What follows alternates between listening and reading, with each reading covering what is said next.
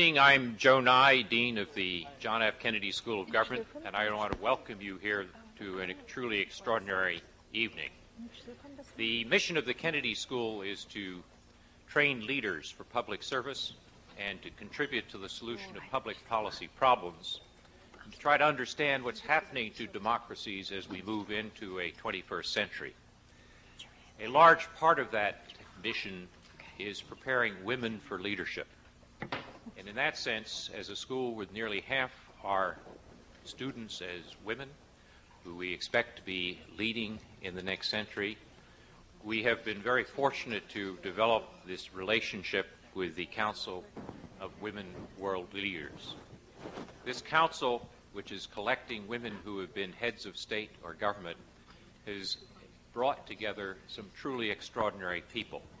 And we're proud to be the host of the council and to tell you about the exciting work that they have done during their 2 days here. Having spent an hour or so with them this afternoon before they came down here, I must say that there was a fascinating discussion. I'm sure you're going to hear more of it tonight. To introduce or moderate tonight's panel, we have a leader in the field of journalism, basically one of the leaders in America media, Judy Woodruff, is CNN's prime anchor and senior correspondent. She has more than 20 years of experience in broadcast reporting. She's covered every national political convention since 1976, has moderated the 1988 vice presidential debate, as well as 2 CNN World Forums with Presidents Clinton and Carter. In 1995, she traveled to Beijing to cover the United Nations 4th World Conference on Women. Before joining CNN, Judy Woodruff was the chief Washington correspondent for the McNeil-Lehrer NewsHour, and she hosted the PBS award-winning documentary series Frontline. She's also the founding co-chair of the International Women's Media Foundation, an organization dedicated to promoting and encouraging women in communication industries worldwide. Please join me in welcoming these women and our moderator, Judy Woodruff.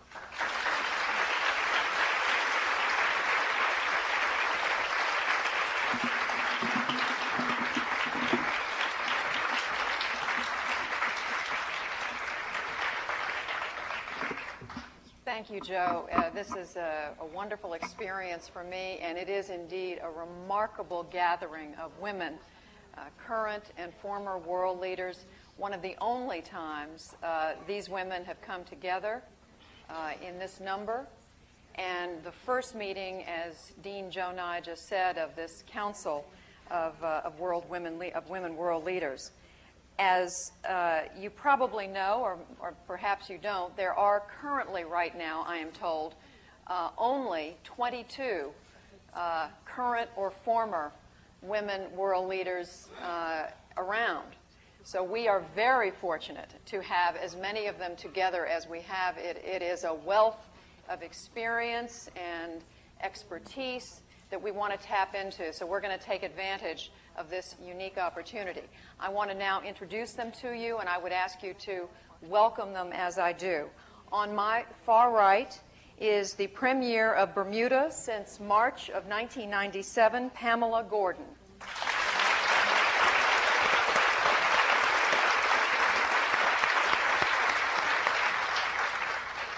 Seated next to her is Kazimiera Prunskiene, the Prime Minister of Lithuania from 1990 to 1991.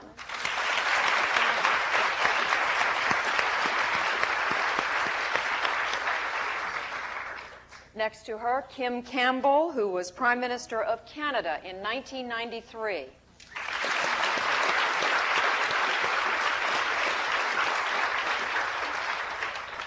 To my immediate right, Dame Eugenia Charles, the Prime Minister of Dominica from 1980 to 1995.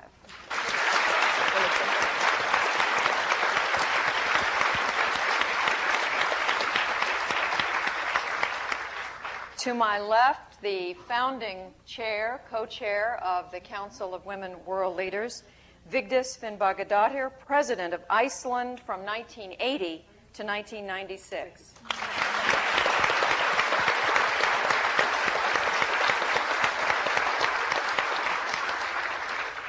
To her left, Hanna Suchotka, Prime Minister of Poland from 1992 to 93.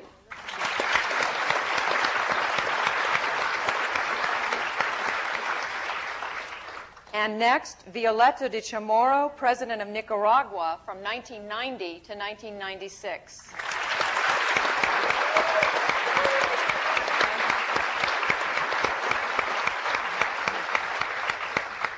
And finally, Tansu Çiller, Prime Minister of Turkey from 1993 to 1996.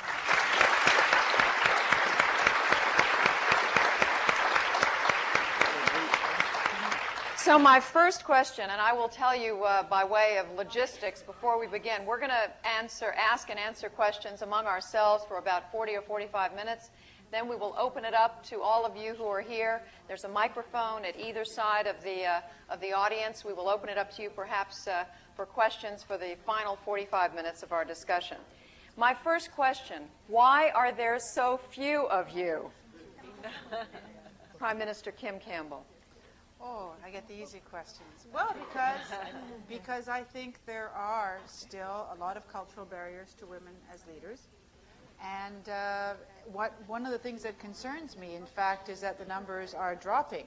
Of our list of 22, now 23 with Bermuda, only 6 of those women are actually currently in office, and it's something that does concern me, that the numbers of women leaders are actually dropping. So it's not an easy question to answer. It varies in each country, but we still have not established the ordinariness and the naturalness of women as leaders, and that's one of the reasons we formed this council.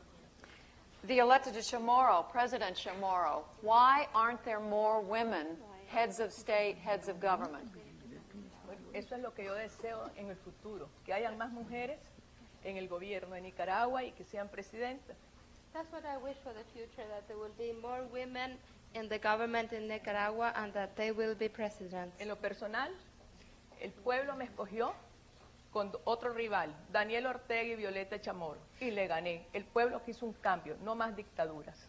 On a personal level, I was a presidential candidate against Daniel Ortega, and I won. The people elected me. They wanted no more dictatorships. No more dictatorships. President Finnbogadóttir,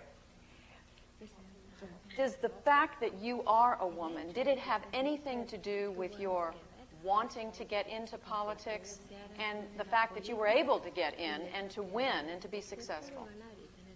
Well, it so happened that my countrymen wanted to have a woman among the candidates, and they pushed me into it. And why did they want a woman? Because the Icelandic women took one day off on the first day of the Women's Decade in October in 1975. And they proved that women are the pillars of society, because it crumbled that day, society crumbled that day when we took the day off. So everybody realized that we couldn't have presidential elections in 1980 without having a woman candidate. And they urged me to campaign, and to my surprise, I won. But I'm very proud of my countrymen for having had the guts to do that.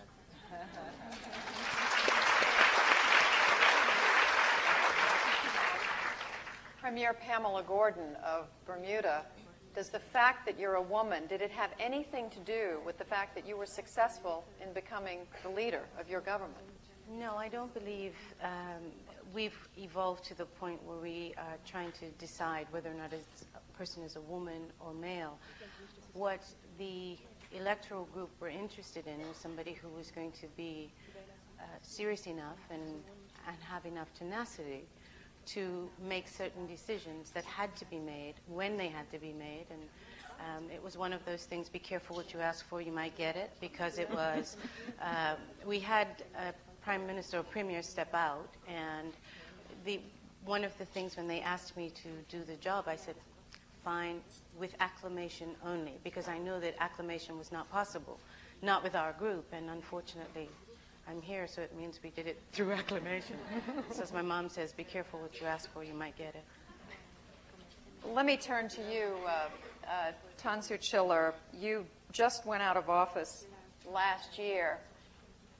Did being a woman, in 1996, I'm correct myself, not last year, did being a woman have anything to do with your achieving the high office that you did? And at the same time, tell us, did it have anything to do with your leaving office? Well, I think, first of all, my people were prepared for women, but I think the cultural barriers were actually very, very strong. Therefore, it's a yes and no answer. I think my being a woman was accepted by the society at the time that I became the prime minister, but at the same time, it was something so new that everybody was expecting me to fail in a way.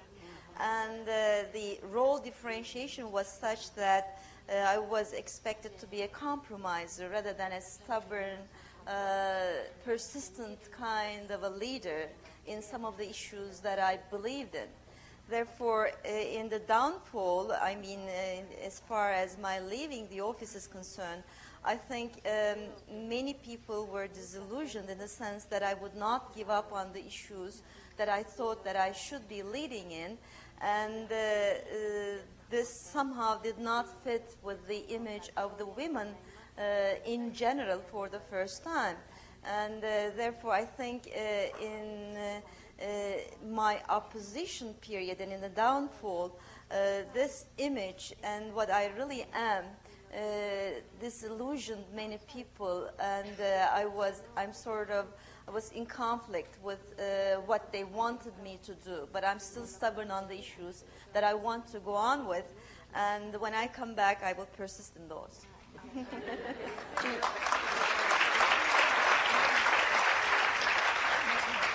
Do you think they did not want you to succeed because you're a woman, or were there other... No, it's just that the image was such that I was supposed to be a compromiser. And I think there were sufficient power groups within the society that had emerged that I also probably, without knowing, helped to be formed in the society, that I tried to protect the rights of the people against those powers. In a way, I was struggling against authority, defying authority. And you might be saying you are the authority, were the authority at the time you were defying.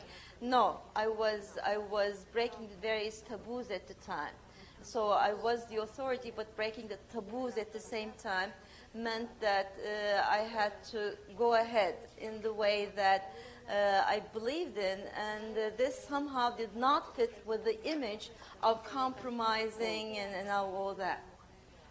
Dame Eugenia Charles, you, as I think this is correct, you're the longest serving head of government among this group. Mm-hmm. Did it become harder, easier for you as time went by? Did people ever have a hard time in your country accepting the notion of a woman, or was it just a given when you... There was no consideration that I was a woman. I had led the party that won the majority of seats in 80. I had been leader of the opposition for 10 years before that, so that when our party got the majority of seats, it was just taken for granted that I would lead the party as prime minister. It was only newspapers outside of Dominica commenting on the fact for the first time the Caribbean had a woman prime minister, that people began to realize that this is a freak that had come upon us. We hope it worked. Well, how did you handle that? Did you just ignore it? I ignored it because for 12 years I had been leading the party and giving the government at the time a lot of trouble if I didn't like what they were doing.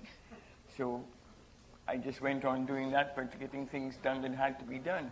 I came in a year after we had a very bad hurricane, and there were people living in tents in our parks in Dominica. So naturally, the first thing to think of was, how do you get roofs over these people's heads?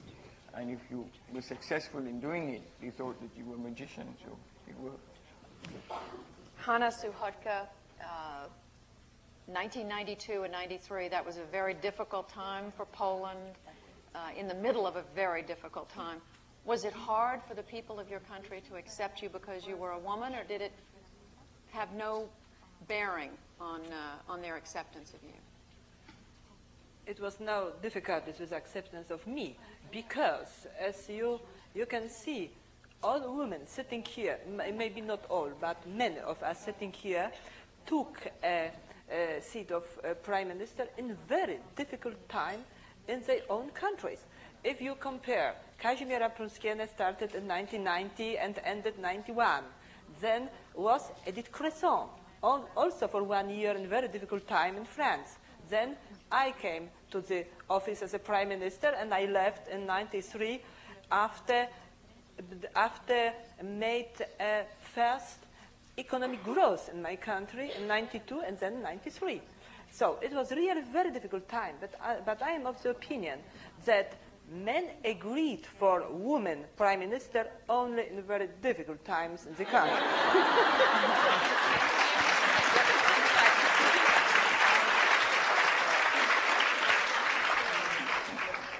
Prime Minister Prunskiene, former Prime Minister Prunskiene of Lithuania, do you agree that it has to be difficult times only for men to agree to go along with a woman? Ja. Ich kam, genau wie Frau Suchocka gesagt hat, in sehr scharfe Phase während des Konfliktes zwischen Litauen und Sowjetunion. I agree with what Mrs. Suchocka said, and I also came to office in a very difficult time for my country when Lithuania sought independence from the former Soviet Union. Die Regierung zu leiten bedeutete damals nicht die Macht zu genießen, sondern eine große Verantwortung mit einem Risiko nehmen. To be in office at that time didn't mean to enjoy power, but it meant to have responsibility in very difficult times. Dann die Männer haben das gerne für mich überlassen. And men left that to me very voluntarily and very happily.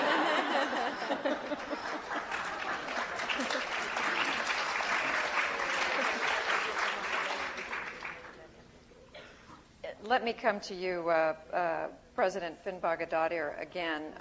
This question of power and issues, someone said today in our conference that men seek office, want to go into politics for power. Women go into political office because they care about issues. Do you agree with that? In a way, I agree with that. I have often asked myself and other people, which do you prefer? Which would you want, influence or power? And most often the answer is influence, because through influence you can get tremendous power. But with power comes more from above, and it is not necessarily always influence on the right path, because we are all wishing people to go the path that we want to lead.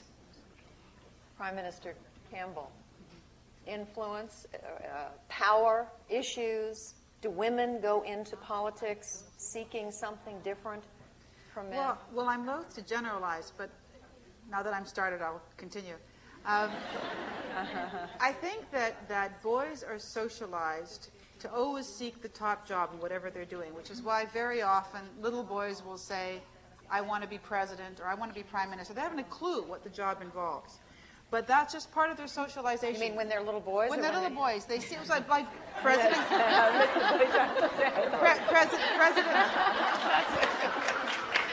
President Clinton has talked about, wanting to be the president of the United States. I mean, long before he really understood what the job involved.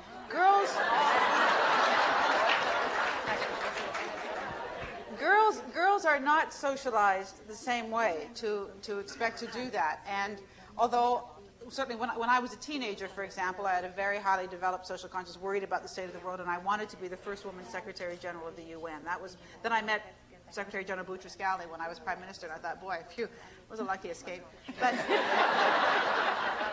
But I think that it's also true that I would prefer to have power. I think You know, for years, women were fobbed off. They were told, you know, that if they were wife off, they'd have lots of influence, and it was so much easier, you know, on less wear and tear to have that power, that influence through pillow talk. Frankly, there is no substitute for having your hands on the levers of decision-making authority. It does matter. It does make a difference. If you don't have that, it's nice if you can still have influence. And power and influence work together, because you can have formal power and still not have the ability to exercise it if you don't have credibility. Power is a very complex and subtle instrument. For example, in a parliamentary system, the Prime Minister is enormously powerful. But if your caucus does not support you, or if it rebels, I mean, Margaret Thatcher found that out, then the power isn't necessarily there. But I think that for a long time, women were fobbed off with the promise that if they were good girls, they could have influence. And now they're saying, no, we'd like to have the power. Thank you.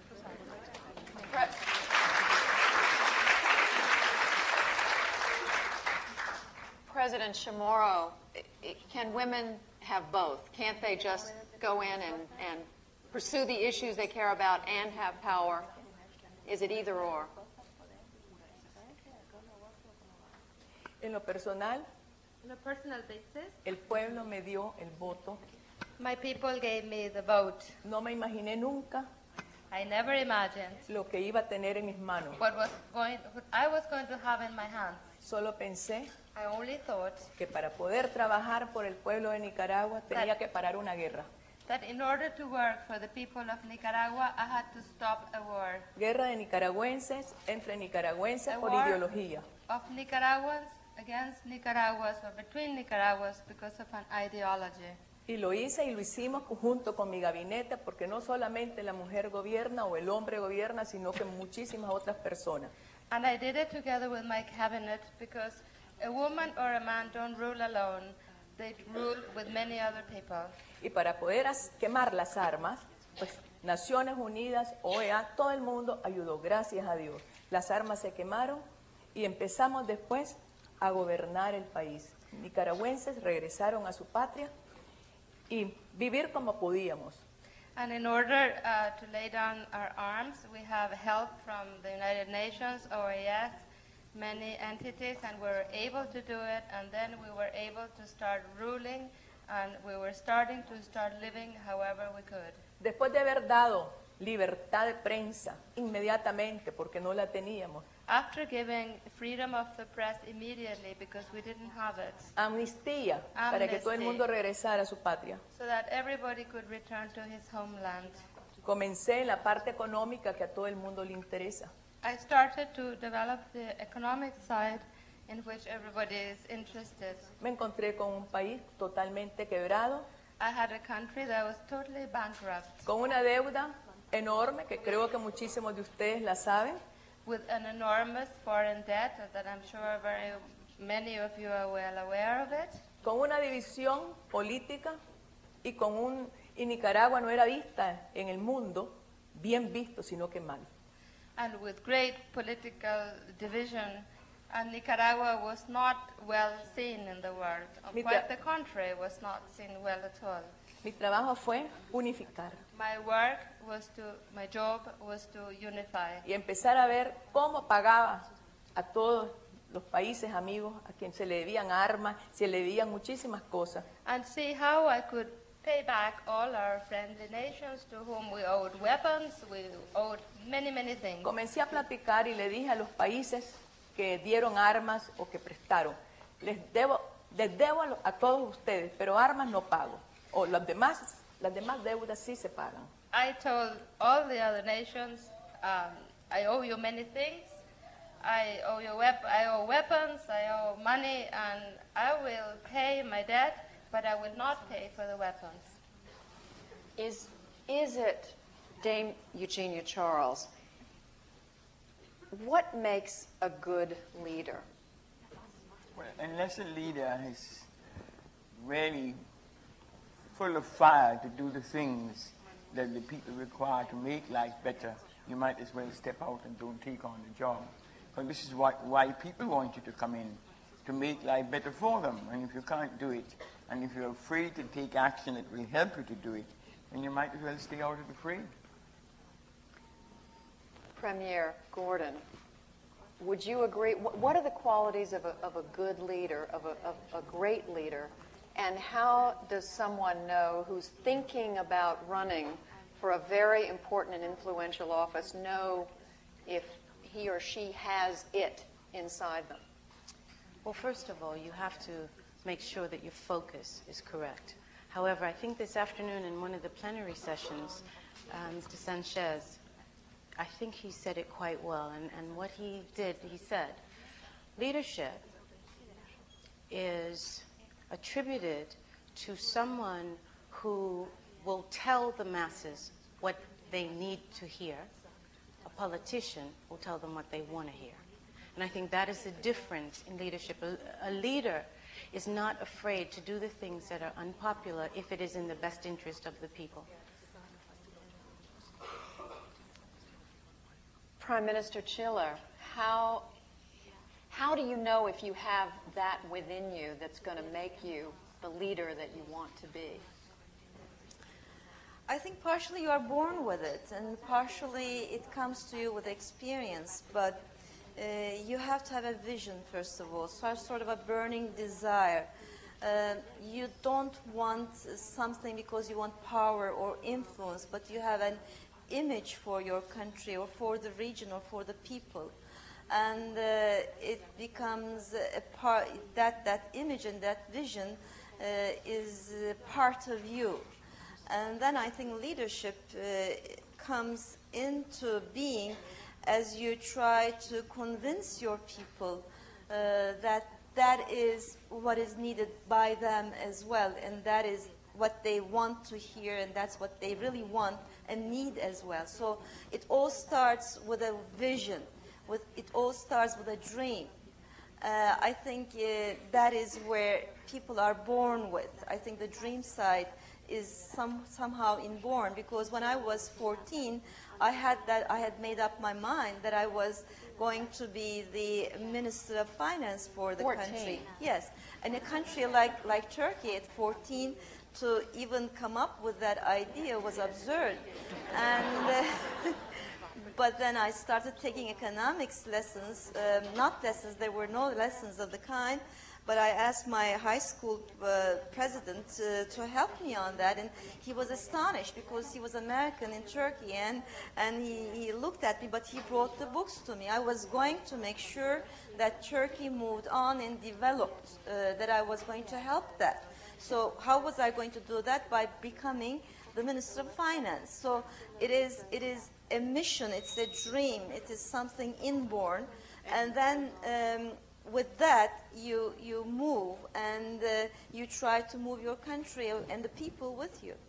Prime Minister Prince Geni, is it something that's born in you? You just know from an early age that you're born to lead?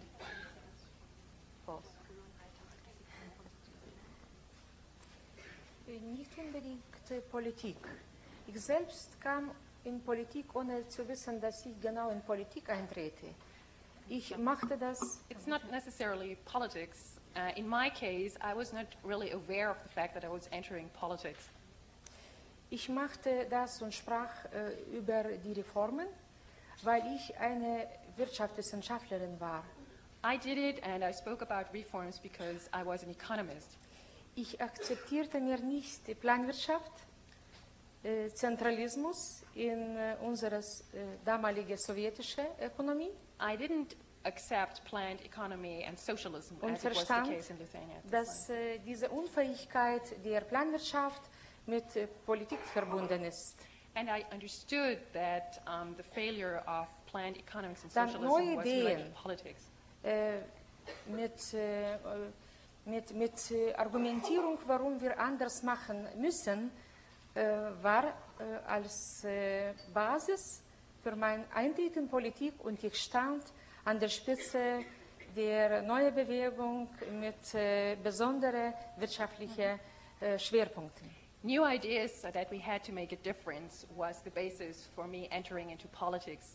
And I was at the top of the movement for change, and in particular Ich for musste economic nicht change. mich verzeihen hinsichtlich der Männer. Verzeihen Sie bitte, warum ich in Politik kam. I didn't have to apologize to men that I went into politics.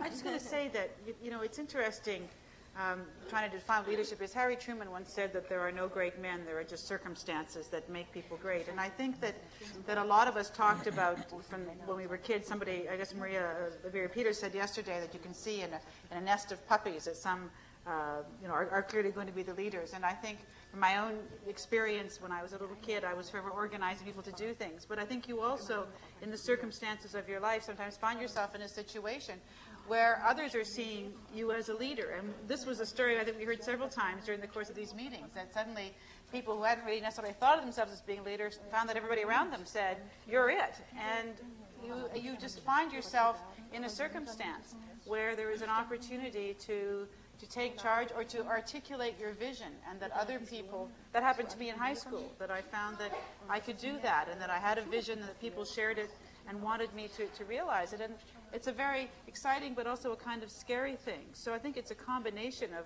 kind of an innate tendency and then circumstances that let that blossom in a way. And it's an exciting discovery to find that you can mobilize people to do things. A scary thing. Prime Minister Suhodka, scary? Is it lonely? Is it scary when you're in a situation where you have to make very tough decisions? I think that you put the question, what is really very important for leader? And I think that it's ability to take decision, to take a really very tough and very difficult decision. And sometimes I see, I can even say that very often, we can observe people's playing in politics a very important role. But I use the word playing a role in politics because they would like to play a game, not to take a real decision. So I said in the beginning that it was in a very difficult time. Women are nominated for a prime minister and for very difficult also other posts because women are able to take decisions. Being a politics, everybody would like to be nice, to give smiles, handshakes, etc., etc. It's very nice. But in very difficult time, yes, you have to take a very unpopular decision. And I was in such a situation. I knew that when I didn't take such decision, going against social expectations in my country, it would be collapse for our economy. Because I was a prime minister in the country in the beginning of transformation. And we have to change the thinking in our society, that it's not everything done to society from above, but it should be organized on the very low level. It's really very difficult to change this kind of thinking, and it's the only way to go through the very difficult decision. Prime Minister Charles, we just heard what Prime Minister Suhodka was saying about sometimes you just know that you're the one who can make these tough decisions, but there is this stereotype out there, perhaps, that women have a harder time with confrontation. Women don't like it when there's a fight, when there's a tough disagreement, when there's something tough to be done. I don't agree with that. I think women are able to stand up much more and they're prepared to do it and let the chips fall where they may. I agree. That's my experience anyway. So you think that's just... Conflict resolution. Judy, it's because of conflict resolution. Women are parents. You know, mother, two children fighting with one another, you know, so you got to sort the children out, and you help them to deal with issues. And so as a person who is involved in conflict resolution forever, from the time that you first start having these children and the time they start walking and doing things that they're not supposed to do, that you find that it becomes easier to resolve conflict. And so women are not as timid to be able to do it, and do it in a manner that still leaves dignity and grace and leaves the person with their esteem intact. And that is one of the benefits, I believe, of being a woman in politics and having had children. It comes in handy.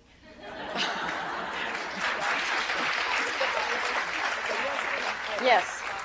Te quería agregar sobre las decisiones. I'd like to add something about decisions.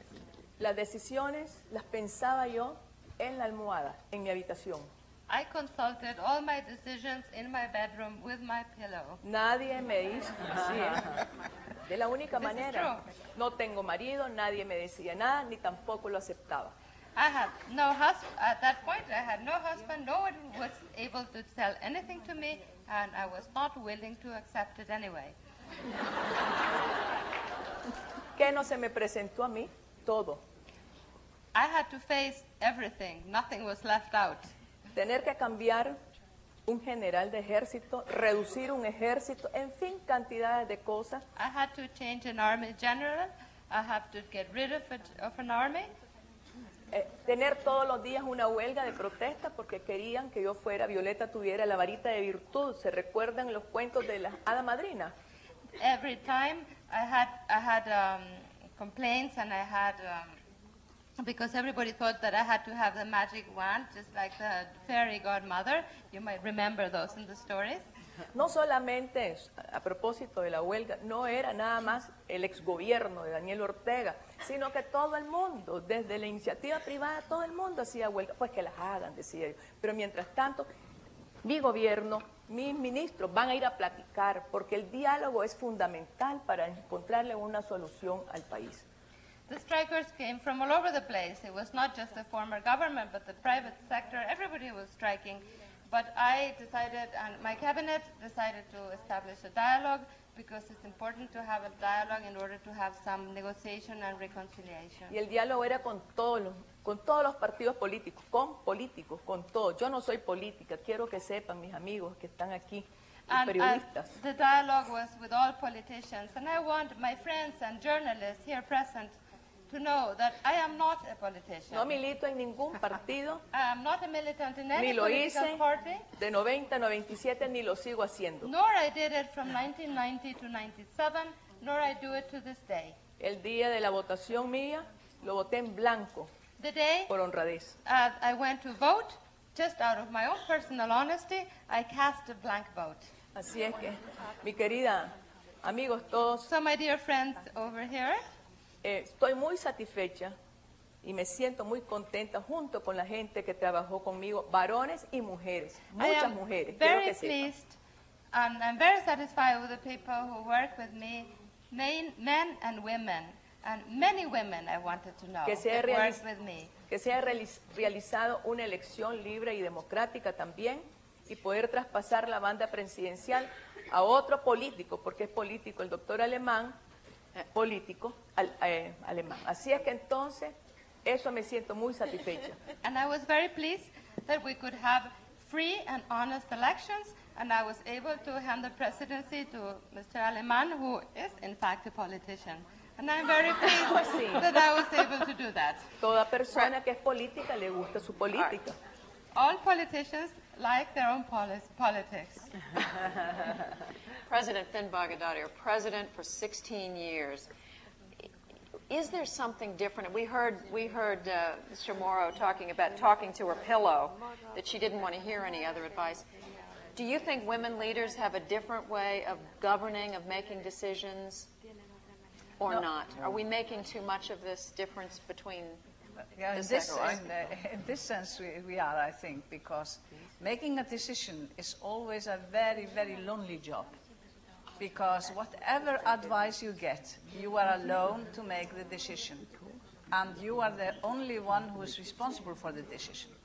So I don't think that there is any difference. Let's not forget that men are sensitive also. And it's difficult for them as well. How did you know then you were making the right decision? Well, you never know, because there are always somebody in society who doesn't like the decision you have taken. But you make this decision according to your own conviction when it comes to the core of the matter. And that is exactly what leadership is about. It's about conviction, it's about a vision, and it's about this longing, this wish to get your idea out. It's like teaching. I'm sure that both students and professors in this learned institution recognize the pleasure to get out to others something that you are convinced about, something that you know that they do not know. You have seen light in something, whether it's learning or whether it's an idea, and you have to get it out. And that's leadership. You have to listen to people. You have to listen Yeah, to of what course, people yes. have to say. But you have to judge it. You are the leader. You can't say, well, A told me so-and-so, so I'm doing A. You've got to listen to what B and C are said to. And then you've got to pause and analyze these and decide which is the right thing to do for the people's expectations. But and sometimes what you're you going to want. be, but excuse me, but sometimes you're going to be ahead of what the people say they want. And it may be necessary for you to be ahead. But it may also be necessary for you to step back because, in fact, you're not ready for it yet. Because you're really only there to carry out the wishes. But your business is also to direct the wishes in the right direction. I think that's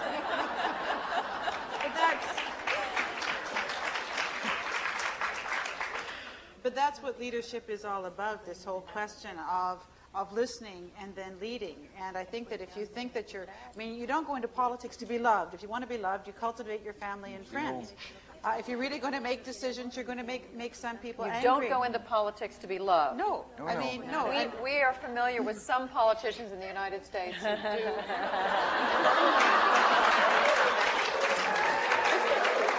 Like approval. Who like approval. Everybody likes approval. Everybody likes approval. But you have to make the decisions. You can't live with approval. You have to live with making the right decisions for the large majority of people. Because your job is to make life better for them. But the irony is that one of the worst criticisms that you can make of a politician is that he or she has the opinion of the last person who spoke to them. And my own experience was that when I was firm about my own views, and it didn't mean that I imposed my views on other people, and I think of this particularly when I was Attorney General and legislated on some very difficult issues. I certainly consulted and I certainly tried to maximize the common ground with my colleagues. But what was so interesting was that when people know where you stand, they're very comfortable with you. They may disagree with you. When I stood for leader of my party, I was interested in how many people in my caucus came to me to say they would support me, people who had been on the opposite side of substantive issues from me, but who knew that they'd get a fair hearing, that I would treat them with respect. What really makes people uneasy is when they haven't got a clue what you really think or where you really stand. And so it's a big mistake to think that by currying favor with everybody, somehow you're going to enhance your power. You sometimes find yourself on the end of a limb where nobody knows what to think about you, and you're disappointing everybody because everybody's come to believe that you were probably on their side. All right, we're ready to take some questions from the floor. And while you're walking to one of these two microphones, does anyone else on the panel want to comment on this whole question of, being willing to be ahead of the curve, if you will? All right, let's take a question. Hi, I'm Alex Garrell. A lot's been said about the cultural obstacles that have to be overcome, and I applaud you women for the trailblazing efforts you've made to make it easier for women of my generation. What I'd like to ask about is what we talk about in this country, campaign finance reform, and getting the access to the funds. Because my mother has run in some elections in Toronto, and she wasn't successful because she didn't have as much money as her opponent. And in this state, we had an election a couple of months, or it was a while ago, where they actually agreed to a spending cap when Senator Kerry was running against whoever that was. Well impressive. And I thought that was almost unheard of to have a spending cap, but it was probably a wise idea, because the thing is, these 30-second spots cost a lot of money. And I'd like to know what each of you would have to say about securing the funds to run a successful election, and how women can get more access to funds. Perhaps some of you want to comment on this. I know that the system of government is different in many of these countries, and we don't have that problem. The fact that you have to raise a certain amount of money to run television commercials doesn't apply everywhere. But Prime Minister Chilla. That is not the right attitude of looking at it. What is important is that you find the people, not the money. The people are the important thing, and to get to the people, you have to have something that will say something to them, and they will find the money. So it is the human resources that you really need. You need to form your team. and you need to get across to people, and they will find whatever means are necessary to get you there. When I became the prime minister and I went through the election period, I have to say that I did not depend on money at all. That wasn't needed. But what you have to do is to educate the people about your vision, to excite the people about your vision, excite the people and unite the people about what you have to say. To start with, that's what you need, I think. Yes. Ja. Wir müssen vielleicht zwei Sachen unterscheiden. Popularität und Fähigkeit, die Wahlen zu gewinnen. We have to differentiate between two issues. The one thing is to be popular, and the other thing is how to win the elections. Wahlen zu gewinnen, ist nicht ausreichend, nur Popularität zu haben. To win elections, it's not sufficient to be just popular. Vorige Wahlen hat Neue Demokratie Frauenpartei, die ich leite, ganz gute Position gehabt und Prognose war, dass wir werden zwischen 12 und 15% gewinnen. For the last elections in Lithuania, the Women's Party, which I'm leading, had between 12 and 13% in the polls. Tatsächlich nicht nur wegen scharfer Kritik von männlichen Parteien, sondern auch wegen Mangel von Finanzen haben wir nur 4% erreicht. But unfortunately, not only because of criticism from the male side, but also because we didn't have the resources and the funds, we only received 4%.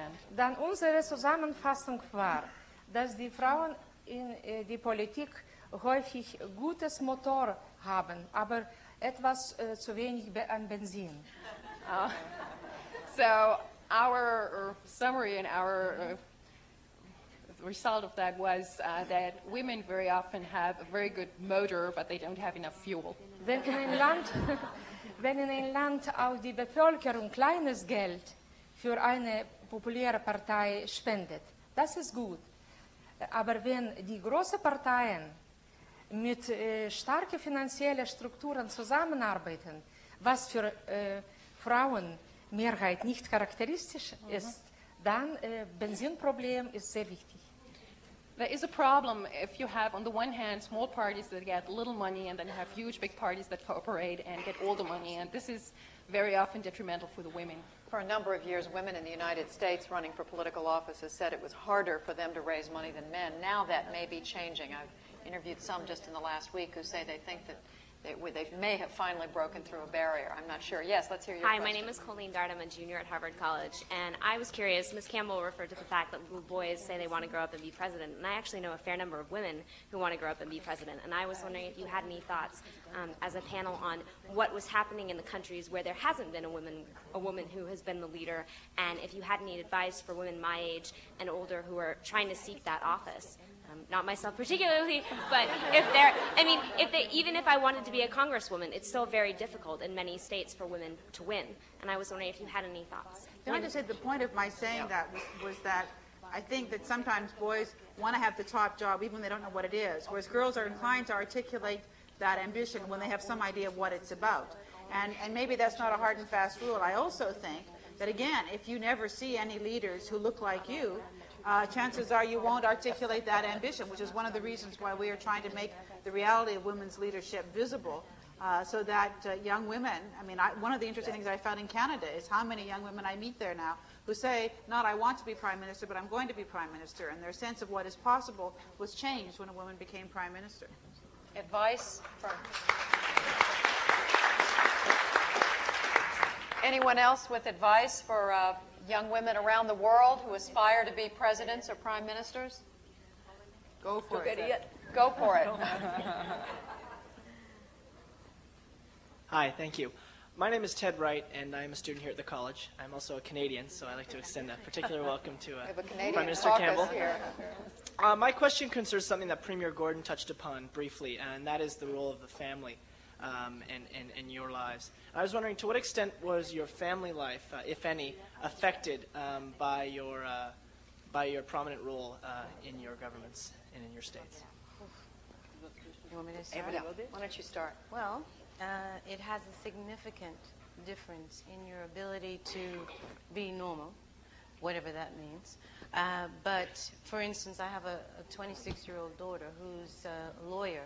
She's in England doing her bar, and I've had to take my son and transport him over to England for company because the difficulty of being able to be in politics in Bermuda and try to be a parent at the same time and make sure that they are able to get the quality time and all the rest of it. It is severely impacted. Not so much that the difficulty is leaving them home because of the politics. The difficulty is the harassment. The children have to deal with the abuse, the nasty letters to the editor, and the unkind things that are said on the television, and they're affected. And when they go to school, it's very hard for them. So I find that it is a very definite sacrifice. But when you are committed to your country and you want to give something back, it is a sacrifice that I do believe is worth it, as long as you're able to hold the family unit together, and I think I've been able to do that. Who else would like to comment? Quería agregarte una cosita I like to add en lo something personal on a personal basis sobre la familia. regarding the family. La familia es una cosa indispensable que siempre tiene que estar uno, la madre, cerca de ellos. En lo personal, The family is crucial. The mother always has to be near them. This is my personal opinion. en lo personal quiero decirles a vos y a todos los que están aquí. I want to tell you que me and escuchan. all of those present over here Tengo 4 hijos, that I have 4 children. pero viven fuera de mi casa. Soy But they sola. don't live at home. I'm all by myself. Con 13 nietos With 13 y grandchildren. con mi gran pueblo. And with my great people. Así es que yo So, me dediqué a mi pueblo. I dedicated myself to my Pero people. por suerte hay un teléfono But fortunately, there is a telephone. que yo en la mañana y en la tarde les preguntaba cómo están, cómo amanecieron. Morning and afternoon, I ask them, how are you? Eso se How llama are you? amor. How are you this morning? That is called love.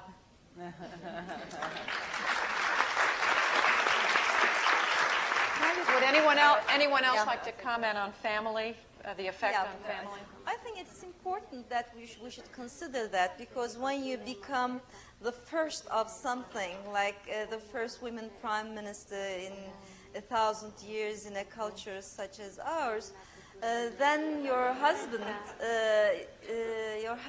is the first man who is actually the husband of the first prime minister. And therefore, it is something that is very new for everybody, not just for yourself, for the society, for the men in general, for your family. But I think women, when they go into politics, should not forget being a woman and a mother. And I think that expands, in a way, their style of leadership. We have an inherent love, and we have an inherent motherly attitude, and it, I think, overflows to the country and to the people in general. So I don't think you should just push the family and say, okay, this is it, I'm finished there. It's an identity that you have. What you should do is to give maybe less time, definitely, but maybe more love to the family, and a shared kind of love that flows from that to the people in general, to the children in general in the country, and even in the region, to say that. So I think if young girls are going to go into politics or in any kind of leadership, they should use this as an advantage, because it's an area where women have a comparative advantage, and don't think that people in general in a country don't want love. They do. They want to feel that very much, and they want to feel that you feel for them. And so it can become an asset, as well as something that is very hard to handle at times. I like that thought, motherly love of the country. Prime Minister Campbell. Well, I'm just going to say that I think politics is hard on marriages, whether it's the man or the woman that's the elected person. I represented a district in Vancouver, and it was a 5-hour plane ride to Ottawa, the national capital. And that's one reason why you find women more represented at the local levels of government, where there's less disruption, somewhat to a lesser degree at state or provincial level, and to the least degree at the national level. But it's also true that when men are the elected people, that the same strains of traveling, of long hours, affect their marriages. And I think of the 1994 class of the American Congress, House of Representatives, where there are a lot of people who were spouting family values. I understand there's actually been an enormous rate of divorce among those people. And it's not because they're not committed to their families, it's because it's very tough. But one of the things that's interesting, what I observed in Canada, was that as more women came to be in the House of Commons, the House of Commons became a much more civilized place. They, for one thing, they did away with night sittings. Why the heck do you have to sit all night? Whose sort of macho ideal are you suiting by doing this? And what happened was, by ending night sittings, when I was there, we made a decision that one week out of 4 we would not sit. So those of us who lived a long way from our districts could get home and could do more than simply half a weekdays of work. The point was, for the men, it also meant they could be with their children more. And so I think sometimes the men put up with this because it's always been that way, and they feel that if they complain about it and they say they want to spend time with their kids, people will think they're sissies. The women come in and say, this is ridiculous, I'm not going to live this way. And so it is a tough life on families.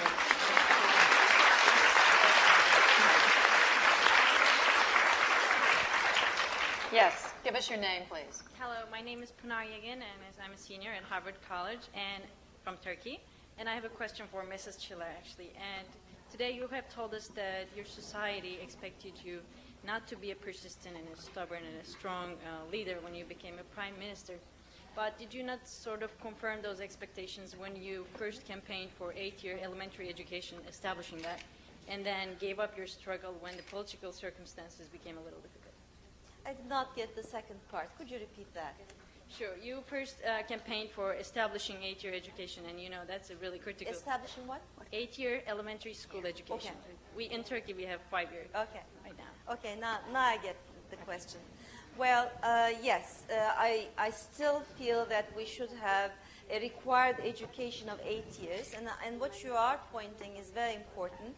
A leader has to be clear and persistent, and sometimes the persistency is not clearly understood by the audience, and we have to make sure that we teach in the process and try to make people understand.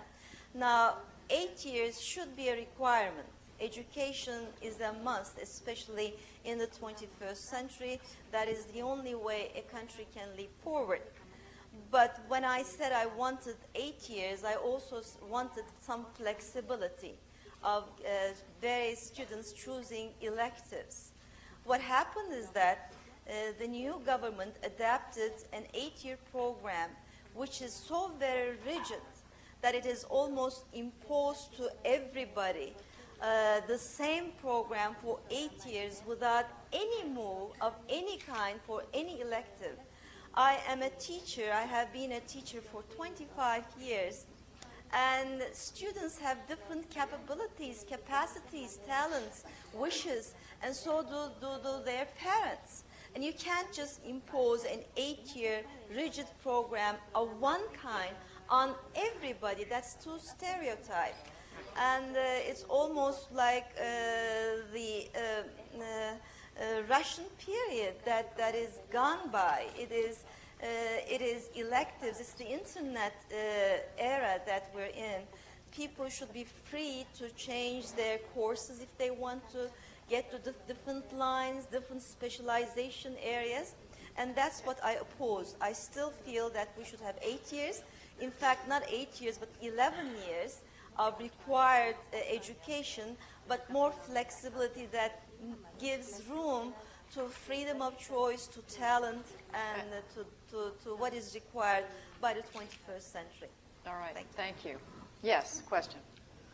Yes, my name is Pınar Morova. I'm also a Turkish citizen and a Boston resident. And my question is for Her Excellency Tansu Çiller.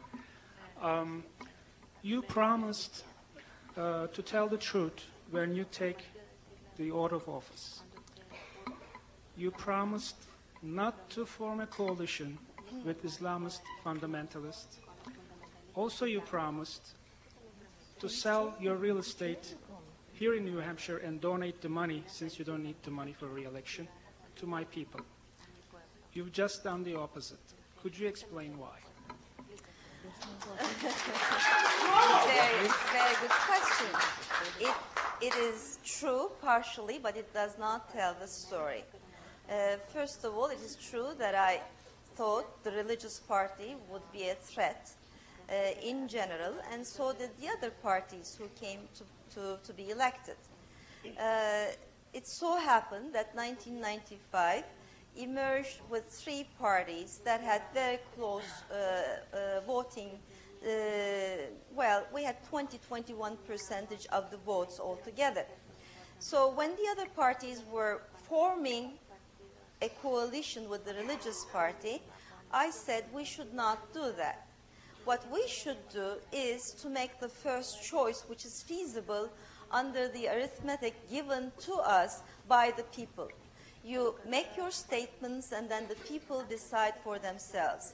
You say everything you want them to hear or you want to tell them, and you promise very certain things, and they make their decisions, and then you end up with an arithmetic of the parliament, which is above all. If there's democracy, the people make the final decision, the people give the final order.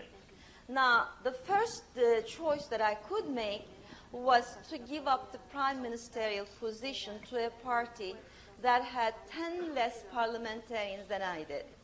I gave up the prime ministerial position. It was unprecedented in Turkish history. And I said, you become the prime minister, don't form a coalition with the religious party. Let's form a coalition together, which we did. Now, under those circumstances, we ended up with a minority government, which could only last for 3 months. Then the point that I made was, let's go to elections. Let's go to elections immediately, because that means that there's no other option. If we don't go to elections, the only other option, is, what the people dictate, is to form the religious party coalition. The parliament did not want to go to elections. I had only about 135 parliamentarians in a parliament of 550. No other coalition form emerged. I had a trust in myself because I had an experience of 3 years as a prime minister, which no other leader had. I was the newest leader, but more experienced in what I wanted to do. So I formed the coalition with the religious party under a specific program which I spelled out very clearly, and I became the deputy prime minister on the condition that we changed the law and had a veto power. The deputy prime minister for the first time had a veto power.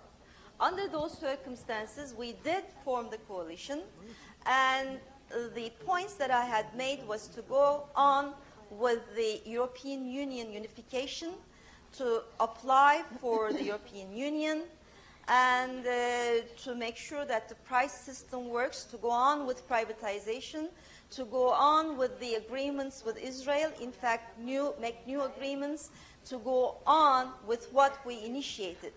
These were all against what the religious party said. They said they were going to cut off all relation with the European Union. They were going to stop all membership with the European Union. They were going to stop all relationship with Israel, forget about privatization, take over the privatized estates, cut off relationship with Israel. We came to power, and in that year, we signed the only defense agreement that exists between Turkey and Israel with the religious party.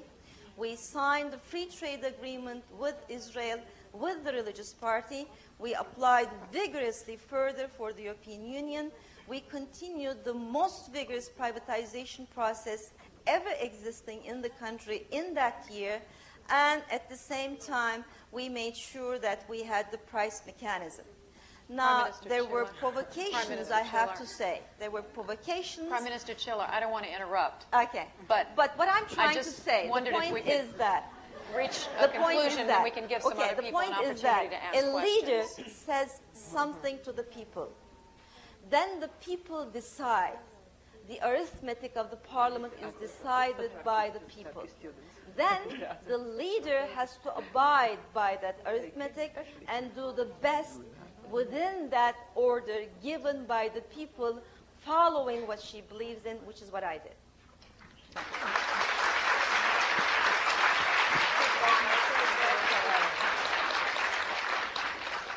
Thank you. We appreciate those questions for the Prime Minister, and I would ask if you have specific questions for our leaders that you perhaps direct them to others among the group as well. Yes. Hi, my name is Melissa Roman Garling. I'm a senior at Harvard College. It's an honor to be in the presence of such extraordinary women here today. I believe most or all of you are the first woman president/prime minister of your respective countries. I'm looking forward to a day when the woman in office is the 9th, 10th, or 11th woman prime minister, president of her country. And I'm wondering how you have used your power, influence, or position to perpetuate the presence of women in leading positions of government. And my question is directed to the panel at large. Who would like to tackle that one? She's asking, what have you done to make sure other women are coming along behind you? Well, what we've done in Bermuda, we're in for an election within the next 6 to 8 months. And what we have done is made sure that the atmosphere was conducive for women. I personally have gone out, met with many women, and so this time we will be running a good many women on our ticket. When I first went into Parliament, we had 4 women out of a house of 40. We now have 8 women in, so the numbers are increasing. And if we are fortunate enough, we will be running 50% of our grouping will be women. Yes. President Finnbogadottir. It's quite clear that being there, only being there, inspires and stimulates. And in my country, it entirely changed everything. There were only very few ladies in the parliament when I was elected, and suddenly the women got the self-confidence that they hadn't had before. They realized that a woman can do it, and they started getting for the seats in the parliament. They established a women's list in my country, the first in the world.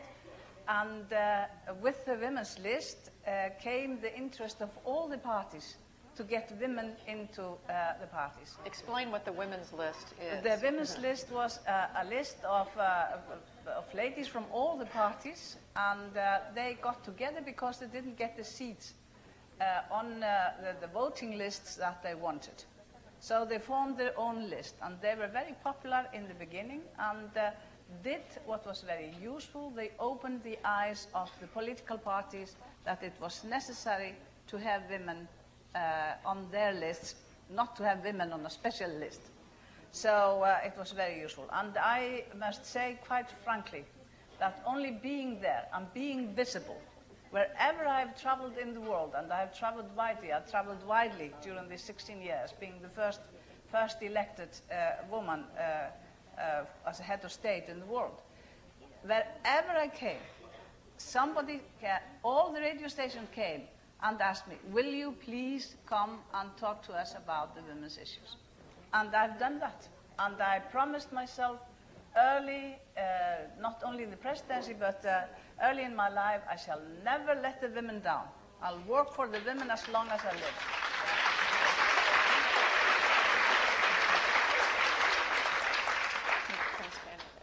Prime Minister Prince Kenneth.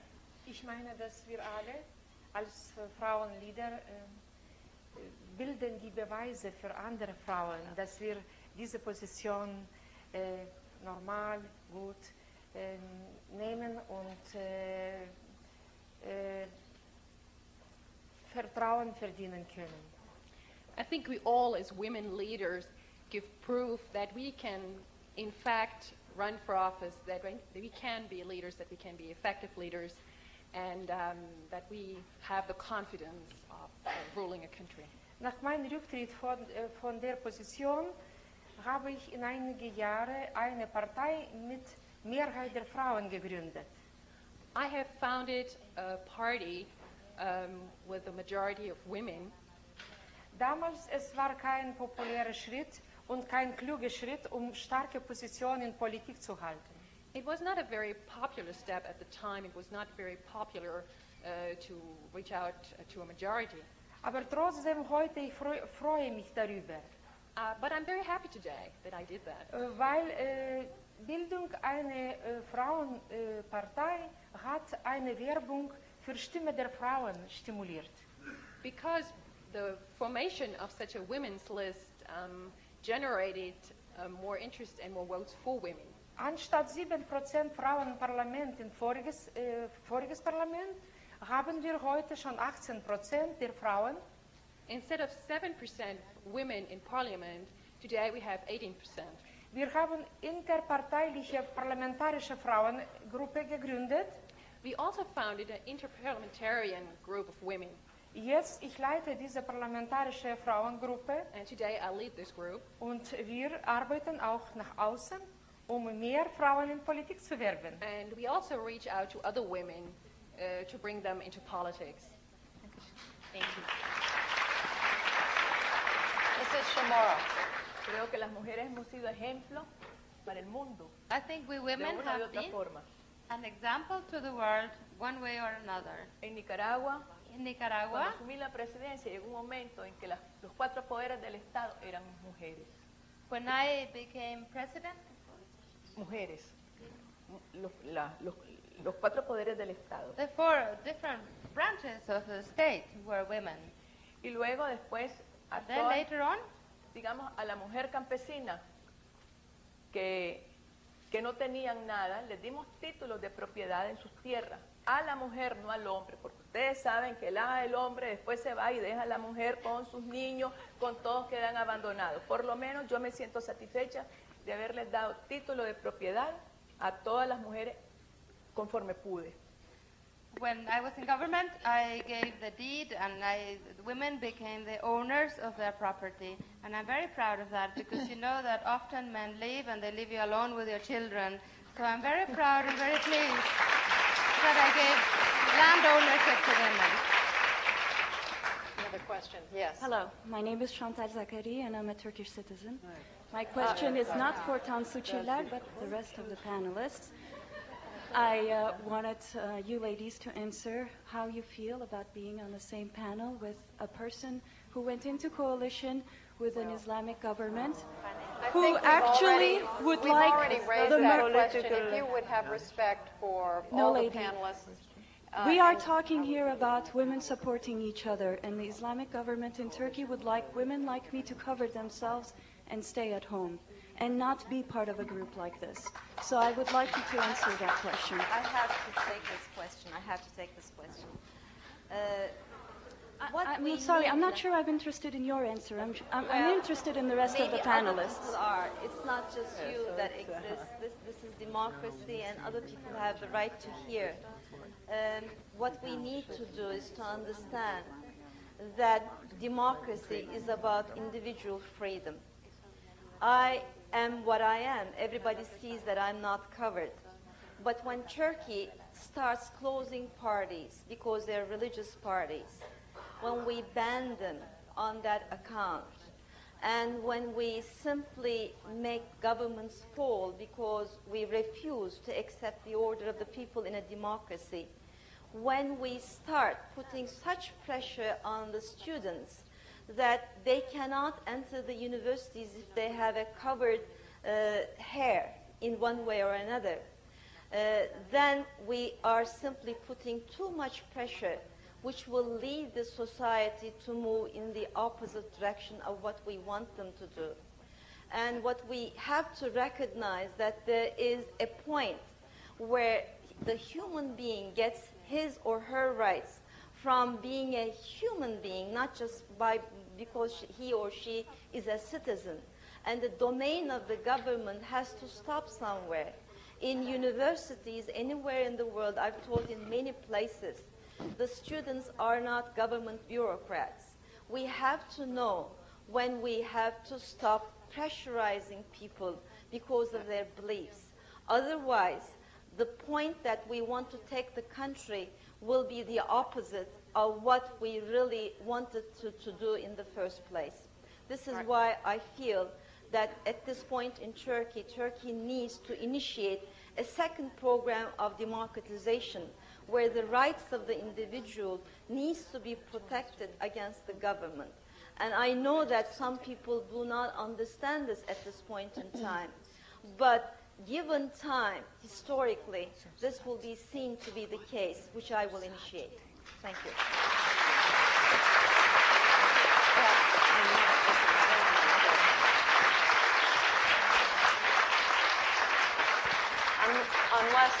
Unless another member of our distinguished group would like to comment, I'll go to the next question.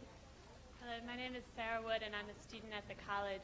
And I wanted to ask this distinguished panel for their reflections on how they feel they have been perceived by their countrywomen, and if they feel that women in their respective nations have been more receptive to their holding of these positions than men. Have women in their countries been more receptive than men? That's correct. Has there been a difference? We've touched on that a bit, but perhaps, does anyone else want to comment on that? Well, I could just, I took over my party at a very, very difficult time. This was, of course, you've heard Hannah's mentioned this. And we were the most unpopular party in Canadian history, and my predecessor was the most unpopular prime minister in Canadian history. And so this was not an auspicious time to take over.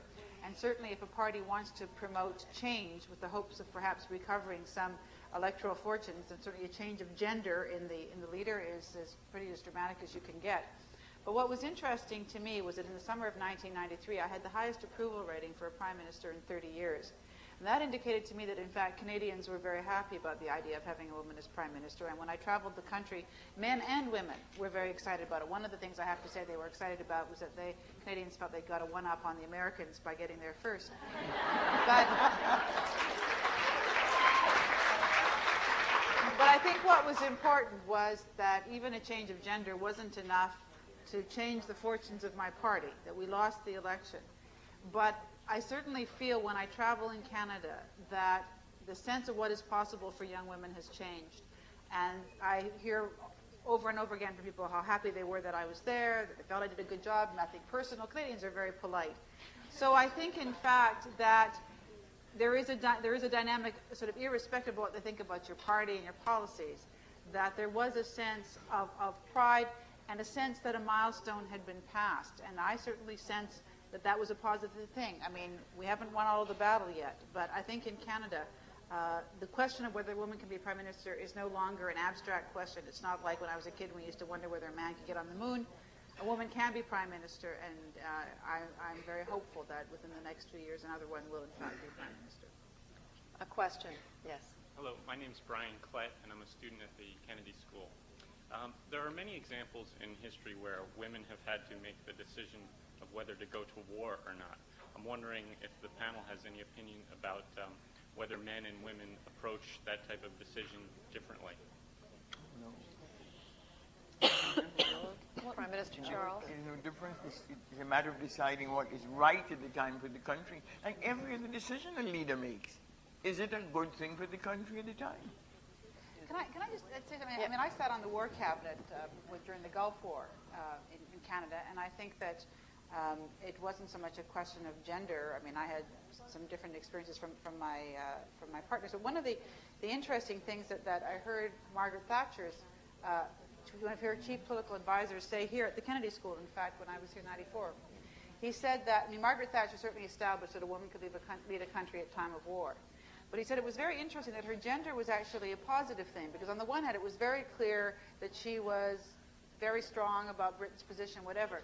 But he said the armed forces also felt a sense of comfort because they felt as a mother that she cared about them and that she would not needlessly put them at risk. In other words, that she was very solicitous about the preparation of the forces and how well they were supplied and not needlessly dragging out the conflict. Now, that was an interesting observation about how, in a sense, being a woman added another dynamic to how the leadership was perceived, as opposed to being seen as being perhaps kind of reckless and macho. So that was what was his view. So I think Janie is right. There's really no difference. It's the national interest. We are just about to wrap it up. I think President Chamorro wants a very quick comment. My dear friends, I think that war is all over. No pensemos en guerra. Let us not think Si about hay un war. problema, hay un diálogo. If there is a De problem, una o there de is a otra dialogue. forma, para encontrarle solución y unidad a todo el mundo. One way or the other, we should dialogue to find a solution and unity in the entire world. Eso es lo que yo le pido como presidente que fui de la República Dominicana. This is what I ask. This is what I ask of you as the former president of Nicaragua. For some concluding remarks, we want to turn the program back over to Dean Joe Nye of the Kennedy School of Government. But in the meantime, please join me in thanking our distinguished women leaders. I wanted to tell you a story about the guys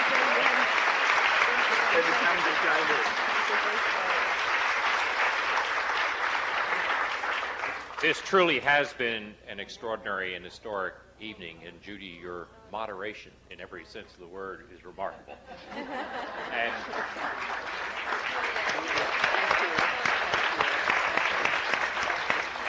but I want to make 3 procedural points at the end for 3 sets of people. For the panelists, please, right after this, go back to the room in the Institute of Politics from which you came. For the conference guests, the invited guests, please go immediately to Taubman, which is down the stairs and across and up to the top for the reception, where the leaders will join you. And for the audience, we have another panel here in 30 minutes, which is Frank Raines, who's the director of the Office of Management and Budget. You're welcome to stay for that panel if you wish, but the people who work here have to rearrange the stage. So please, as you depart, try not to come forward and get into this area because there is a lot of work that has to be done in a very short time. And for everyone, let me thank you for joining us, and particularly the panelists for a wonderful evening.